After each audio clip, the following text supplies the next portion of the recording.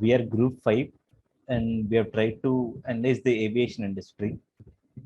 Next slide, please.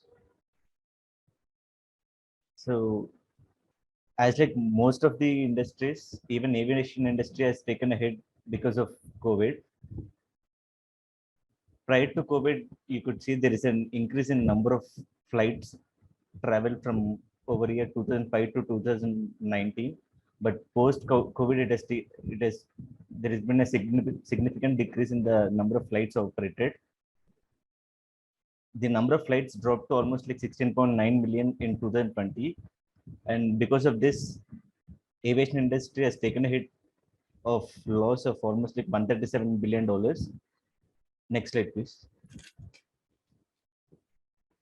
And as number of passengers handled have also decreased since the number of flights operated have decreased during the COVID. It is estimated that by 2034, India would become one of the largest aviation markets in the world. And as of 2020, Indigo is the market leader with almost 48% market share, and followed by SpiceJet with 16% market share. Now my colleague will continue. Indigo, as is known, is one of the most profitable company in an otherwise bleeding Indian aviation market. It was founded by Rahul Bhatia and Rakesh Gangwal as Interglobe Enterprises in 2005, the same year as when Kingfisher was launched and when Jet Airways, Deccan Air, and Air India were dominating the market. The company, unlike others, has seen a successful 10 years right before the pandemic hit the world. As can be seen from the graph, all the four companies had a negative net profit from 2006 to 2008, post which Indigo started seeing a significant growth, while others either had a slow growth or, like Kingfisher, was reeling under losses. So what were the reasons for such a market scenario? First reason is that consumers like to live king size, but don't like to spend like kings. This, combined with the high cost of operation, leave little margin for the airline companies. India's consumer base is still significantly small with respect to the US market, which enjoys a market base of 632 million. The third and most important factor is the unpredictable and high cost of fuel, which form a part of the operation cost. Now, the question arises, how did Indigo become profitable? Well, there were multiple reasons for it. The first was the decision to buy airplanes in a bulk. Indigo placed an initial order of 100 Airbuses, which reduced its purchasing cost by almost 50%. It also adopted sales and leaseback model, which allowed it to sell its 100 airplanes for a comparatively higher cost of BOC aviation, which allowed them to generate a cash reserve, thus only paying rent for the airplanes while at the same time generating revenue. Indigo also provided only necessary services and ditched the food services and other services, which resulted in a reduced cost for them, unlike its competitors. Their adoption of hub and spoke model, unlike their competitors who adopted the point-to-point model, allowed them to operate lesser number of flights for the same route, and this resulted in the reduced cost for them. They also had lowest cancellation rates. Their consistent leadership at the top level of management, unlike other companies like Jet Airways, provided them with consistent decision-making process, which helped them in the long run. They also poached Kingfisher's pilot, which allowed them to save cost on onboarding and training of pilots, hence managing their cost. They also had high on-ground efficiency with a turnaround of 20 minutes. All of this resulted in obtaining a monopoly in 194 out of 531 routes. Next slide, please. COVID-19 caused a disruption in all industries, and in order to overcome these difficult times, Indigo converted its 10 aircraft into freighters, which resulted in higher throughput. Indigo launched the FlexPay scheme for its passenger, wherein they can avail the flexible payment option. This scheme allows the passenger to secure their bookings by paying only 10% of the total fare and defer the rest of the payment to the airline for a period of up to 15 days, either from the date of booking or before the date of departure. They also choose to reduce their costs by salary cuts and laying off employees in order to conserve cash.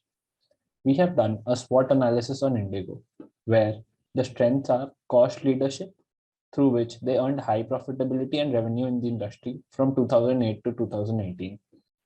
Due to their continuous profits, they also have earned a high market share in the industry and currently have a hold in the domestic market. They also adopted the hub and spoke model through which they attained high efficiency. The weaknesses that Indigo have are the lower efficiency of the A320 CEOs, which consume a lot of fuel. Indigo, being a low carrier flight, focused on providing cheap flights, hence, they focus less on the business class. They also invest less on its marketing and promotional activities. The threats that Indigo face are competition with the new and existing airlines like Akasa and Air India, and rapid changes in the airline industry have forced all to reduce their costs and hence the ticket price to increase market share. The opportunities available are the international market and the cargo services, where they could expand their operations further. And finally, with consumers switching from trains to airplanes, there is a massive scope of acquiring new customers. Next slide. So, coming to the Air India company, it is started by J.R.D. Tata on 15th October 1932 with a vision to bring civil aviation in India. J.R.D. Tata flew the first Air India plane from Karachi to Mumbai. It is the largest international carrier out of India with an 11.4% market share. Over 60 international destinations across 4 continents have been their routes, operating among 6,000 miles of routes. In 1946, it became public company and is renamed as Air India from Tata Airlines. In 1953, Air India was nationalized. Currently, its vision is to be the leader in Indian aviation and India's ambassador to the world. So some of the strengths are, it is one of the largest carrier, it has updated fleet, it has competent repairs and maintenance expertise, constituting of world-class services. It has financing backed by government. Some of the weaknesses are huge employee turnover, low productivity despite declining sales, low power usage, growing competitive base in the new era, low cost carrier entry. Some of the opportunities are launch of low cost carriers, customers are getting wealthier and tend to be less price conscious and to choose quality over price is some of their opportunities. Some of the threats are competition from world leading airlines. It is price triggered by domestic players. There has been increased speed and reliability of railways in a country like India. So over to you, Shivam. So coming on to the Air India analysis, there has been a really roller coaster ride for Air India. Firstly, it started with a huge, enormous success and then faced a stiff competition and lead to the road to downfall. Some of the reasons for the success of Air India's was its 5-star experience. It was like a luxury hotel on air. Air India focuses on making an experience for its customers, as it was started in the era where airlines was considered as a luxurious travel rather than a regular mode of travel. J.R.D. Tata's self-involvement was the key role in the success of its. Maharaja mascot advertising logo provided the Indian feel to the airline and attracted a lot of Indian customers. Air India focuses on artifacts and artists to create an experience for Air India customers. Air India commissioned Salvador Dali to create special ashtray only for Air India customers. This all resulted in a loyal customer base, which led in the huge success of Air India. But as the government acquired large fleet of airlines of various specifications and sizes for about 440 billion, Air India downfall was beginning. With this stiff competition from foreign investors and foreign airlines, the expenses on salaries were also increased. Strikes of pilots were another problem which Air India was facing frequently.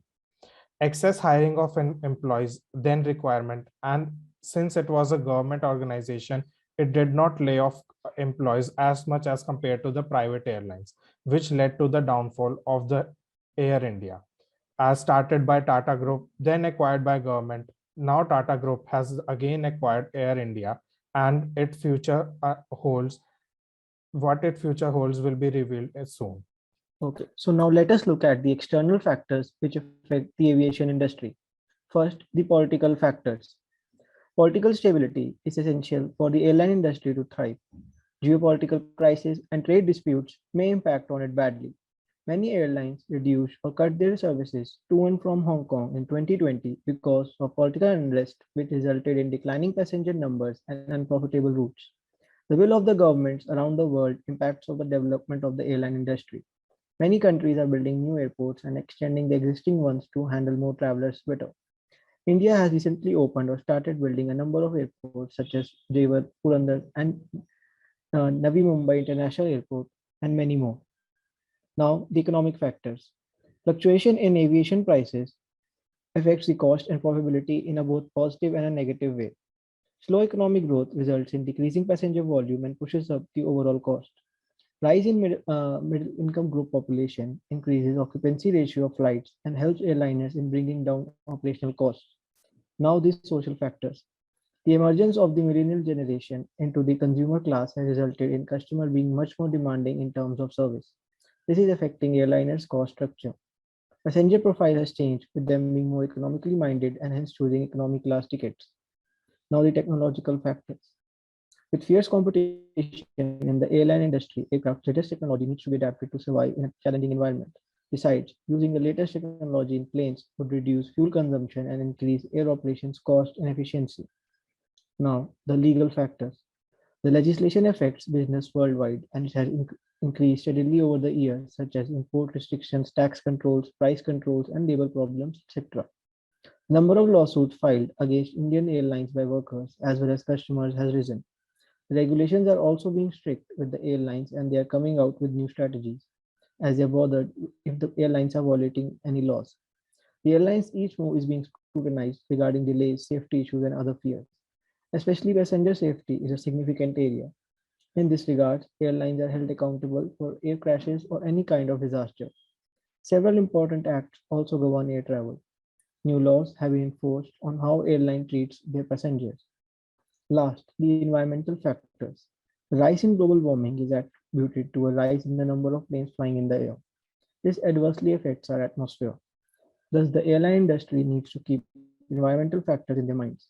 Passengers count their carbon footprint with climate changes entering the social consciousness as the passengers are more environmentally aware.